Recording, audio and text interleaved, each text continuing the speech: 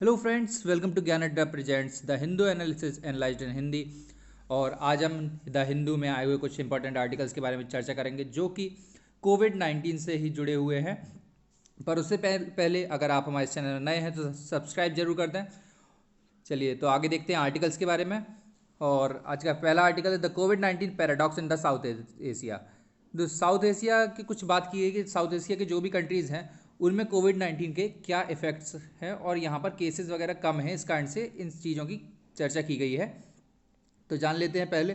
दुनिया में सबसे पुराने और सबसे बड़े लोकतंत्र की तुलना अक्सर की जाती है। अधिकतर देखते हैं हम कि सबसे पुराना जो लोकतंत्र है और सबसे बड़ा लोकतंत्र यानी कि हम जो सबसे पुराना लोकतंत्र यानी यूएसए एंड द सबसे बड़ा लोकतंत्र की बात की जाए तो इंडिया, इन दोनों का कंपैरिजन अधिकतर हर चीज़ों में होता है।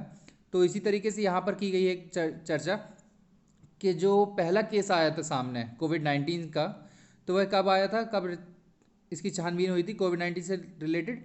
21 जनवरी को यूएसए में कोविड-19 का पहला केस आया था और उसी के कुछ दिन बाद 30 जनवरी को हमारे इंडिया में ये केस दिखाई दिया था।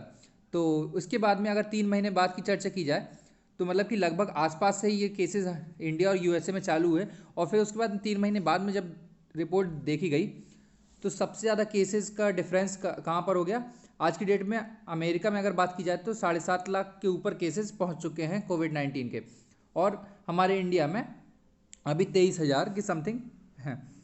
तो इस तरीके से बात की गई है कि क्या इफेक्ट है यहाँ पर। अभी हमारे यहाँ पर काफ़ी ज़्यादा कंट्रोल है और इसके बारे में जानकारी दी गई है कि किस तरीके से कैसे कंट्रोल है और क्या रीजन्स है साउथ एशिया के जो कंट्रीज़ हैं इनके इतने ज़्यादा इफेक्टिव रिस्पॉन्स के।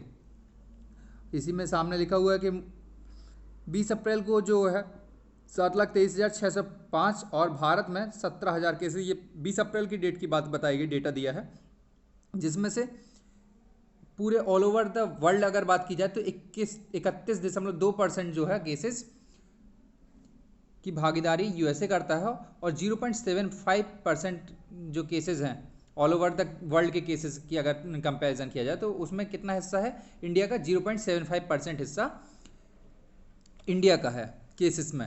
और इसी के साथ साथ में अगर मौत के आंकड़ों की बात की जाए कि डेथ रेशियो कितना रहा, तो डेथ रेशियो में यह 21.7% यूएसए का है और हमारे इंडिया की अगर बात की जाए तो ऑल ओवर द वर्ल्ड में 0.33% डेथ केसेस यहाँ इंडिया से सामने आए हैं। तो और आबादी, विश्व की आबादी में दोनों देशों का हिस्सा क्रम से कितना है, 4% for USA and the 18% for India. 4% USA की आबादी है और 18% आबादी अगर देखी जाए तो पूरे विश्व में भारत की है। यह आश्चर्यजनक बात है कि दक्षिण एशिया बांग्लादेश, भूटान, भारत, मालदीव, नेपाल, पाकिस्तान और श्रीलंका के साथ तुलना समान परिणाम प्राप्त करता है। अब ये बात है कि जैसे अभी मैंने बताया कि साउथ एशिया के जो कंट्रीज़ हैं यानी सार्क की जो कंट्रीज़ हैं, सार्क कंट्रीज़ मतलब कि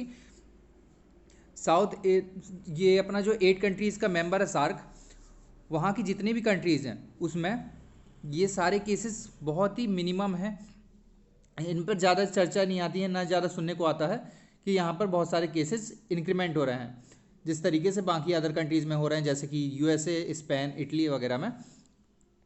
तो नेपाल में भी यही जानकारी शुरुआत में आई थी जो कि फरवरी लास्ट तक में आई थी और साथ में बाकी अन्य देशों में फरवरी लास्ट या मार्च की शुरुआत में ये सारे केसेस सामने देखने को मिले। ये आप देख सकते हैं सार्क की जो एसोसिएशन है, सार्क कंट्रीज़ के कौन कौन से कंट्रीज सार्क में इंक्लूड हैं। तो 8 कंट्रीज़ के यहाँ पर नाम दिए हुए हैं, मालदीव, अफगानिस्तान वगैरह। तो ये आप देख लीजिएगा।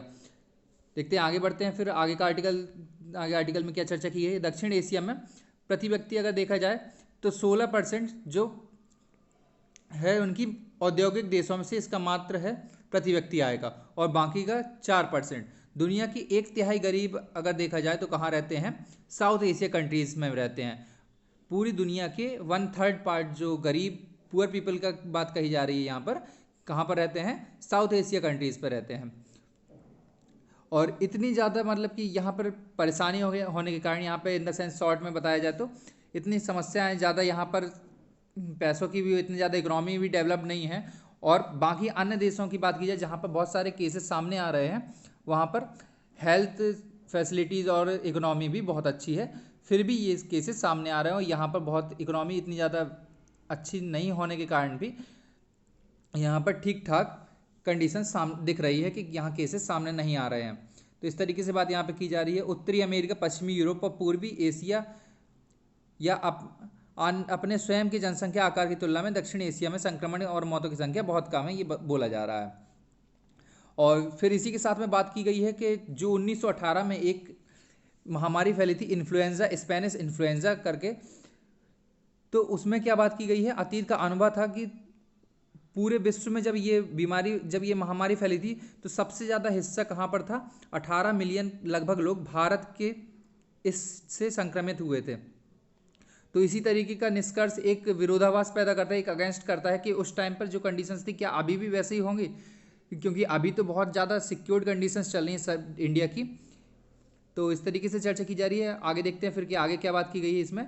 इसके 2 रीजंस बताए गए हैं, इनके 2 क्लैरिफिकेशंस दिए गए हैं लोगों के, कि जो बाकी देश हैं, बाकी देशों के पास में फैसिलिटीज़ है पर्याप्त और हेल्थ फैसिलिटीज़ जो है वो बहुत अच्छी है, तो उनके केसेस में चेक हो रहे हैं। फर्स्ट जो उनका है उसमें ये कह रहे हैं कि वहाँ पर जितने ज़्यादा उनकी फैसिलिटीज़ है चेक करने की, वो लोगों को चेक कर रहे हैं, अपने किट वगैरह उनके पास में पर्याप्त है, तो वो चेक करके बता पा रहे हैं कि ये केसेस हमारे यहाँ पर मिल रहे हैं। और बाकी अदर कंट्रीज़ की बात की जाए, जो साउथ एशिया कंट्रीज़ की यहाँ पे इन्होंने कंपैरिजन पे बात की है कि यहाँ पर किट की फैसिलिटीज़ ही नहीं है और लोगों को चेक ही नहीं किया जा रहा है, यहाँ पर चेक मतलब कि जो चेकअप हो ही नहीं पा रहा है, तो केसेस सामने आ ही नहीं पा रहा है। इस तरीके से बात की है। और दूसरा केस यहाँ पे दूसरा क्लेरिफिकेशन दिया है कि जो भारत, बांग्लादेश और जो भी साउथ एशिया कंट्रीज थी, इन्होंने क्या किया, इन्होंने समय रहते ही लॉकडाउन का एक बढ़िया डिसीजन ले लिया, जिससे लोगों को काफ़ी ज़्यादा फ़ायदा हो गया। इससे काफ़ी सारे कंट्रोल में चीज़ें आ गई और इस तरीके की बात इस आर्टिकल में की गई है। और चलिए तो नेक्स्ट आर्टिकल देख लेते हैं। नेक्स्ट आर्टिकल है हमारा protection for the protectors on the safety of the health workers. अब ये हम देखते हैं काफ़ी ज़्यादा शर्म की बात हो रही है हमारे यहाँ पर कि जो हेल्थ वर्कर्स हैं, जो हमारे डॉक्टर्स हैं, जो हमारी जान बचाने की कोशिश कर रहे हैं, उन पर ही हमला किया जा रहा है, उन पर ही काफ़ी ज़्यादा उनको काफ़ी ज़्यादा परेशान किया जा रहा है। तो इस तरीके की ये सुधार के लिए अमेंडमेंट किया गया है एक एक्ट पर सेंट्रल मिनिस्टर्स के द्वारा, तो उसके बारे में चर्चा की गई है।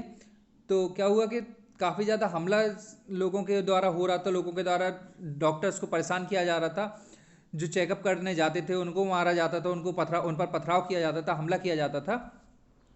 तो और साथ ही साथ में एक केस सुनने में आया जो कि काफ़ी ज़्यादा आहत करने वाला था मन को, कि किसी डॉक्टर जो कि चेकअप करता था, वो कोरोना मरीजों का चेकअप करते थे, सुधार करते थे, इलाज कर रहे थे, उनका कोरोना संक्रमण के कारण निधन हो गया। अब हुआ क्या कि लोगों ने उनके घर में क्या हुआ कि उनको दफनाने से मना कर दिया, उनको मतलब कि उनका जो अंतिम संस्कार है उसको करवाने से भी मना कर दिया आसपास, ये कंडीशंस आ गई। तो इस तरीके की बातें, जो हमारे हेल्थ वर्कर्स इतना ज़्यादा हमारी मेहनत कर रहे हैं, हमारे लिए सब कुछ कर रहे हैं, आज की डेट में जो है तो भगवान वही हैं, तो उन लोगों के साथ में इस तरीके का व्यवहार होना उचित नहीं था। तो इसको सुधार में लाने के लिए कुछ जो एक्ट थे 1897, जो अंग्रेज़ों के टाइम पर एक एक्ट बनाया गया था महामारी से लड़ने के लिए, उसमें कुछ संशोधन किए गए। तो उसके बारे में क्या है, एक मंत्रिमंडल चिकित्सक में उसमें संशोधन करने के बाद में क्या है, तो देख लेते हैं क्या क्या उसमें प्रावधान दिए गए कि अगर किसी व्यक्ति को इस तरीके का ऐसा पाया जाता है जो हमला वगैरह करते हैं डॉक्टर्स पे, स्वास्थ्य कर्मियों पर, इंक्लूडिंग आशा वर्कर्स जो भी हैं, हर किसी जो भी हेल्थ वर्कर्स होंगे सभी इंक्लूड होंगे इसमें, उन पर अगर कुछ इस तरीके का कोई आदमी व्यक्ति करता है तो उसको 3 महीने से लेकर 5 साल तक की जेल हो सकती है, 50,000 से लेकर 2 लाख तक का जुर्माने की सज़ा भी हो सकती है। साथ ही साथ में अगर किसी ने गंभीर चोट पहुंचा दी, जिसमें काफ़ी ज़्यादा नुकसान पहुंचा व्यक्ति का, डॉक्टर्स को या हेल्थ वर्कर्स को, किसी को भी, तो उस व्यक्ति को जिसके द्वारा चोट पहुंचाई गई है 6 महीने से लेकर 7 साल तक की सज़ा हो सकती है, और साथ ही साथ में 1 लाख से लेकर 5 लाख तक का जुर्माना होगा। इसके अलावा पीड़ित की संपत्ति पर अगर कोई, मतलब कि अगर कोई प्रॉपर्टी पे नुकसान पहुंचाता है, सपोज करिए गाड़ी, वाहन, एम्बुलेंस वगैरह, इन सब चीज़ों पे कोई तोड़फोड़ करते हैं, तो जो मार्केट वैल्यू है उस चीज़ की, किसी भी चीज़ की जो मार्केट वैल्यू जिसका उसने नुकसान पहुंचा है, उसका क्या करना पड़ेगा, जिसने नुकसान पहुंचाया उसको उससे डबल जो रेट है उसका डबल चुकाना पड़ेगा। सपोज करिए कि गाड़ी है, गाड़ी अगर 70,000 की गाड़ी है तो मार्केट वैल्यू 70,000 है और वो तोड़ दी या ख़राब कर दी तो उसको कितना चुकाना पड़ेगा, उसको डबल चुकाना पड़ेगा, 1,40,000 चुकाना पड़ेगा। इस तरीके की बात यहाँ पे की गई है। और इंस्पेक्टर रैंक के एक अधिकारी द्वारा 30 दिनों के भीतर अपराधों की जांच की जाएगी और सुनवाई 1 साल में पूरी होनी चाहिए। इस तरीके का यहाँ पे बात की गई है। तो जब तक कि कोर्ट द्वारा लिखित रूप से कारण बताते हुए इसे आगे ना बढ़ाया जाए। तो आशा करते हैं कि हमारा ये जो भी आर्टिकल्स आपको हम बता रहे हैं ये आपको बहुत अच्छे से समझ में आ रहा होगा। समझ में आ रहा है तो लाइक करें, ज़्यादा से ज़्यादा शेयर करें, और भी अगर कुछ क्वेरीज हैं आपकी तो जरूर कमेंट बॉक्स पे कमेंट करें। Thank you.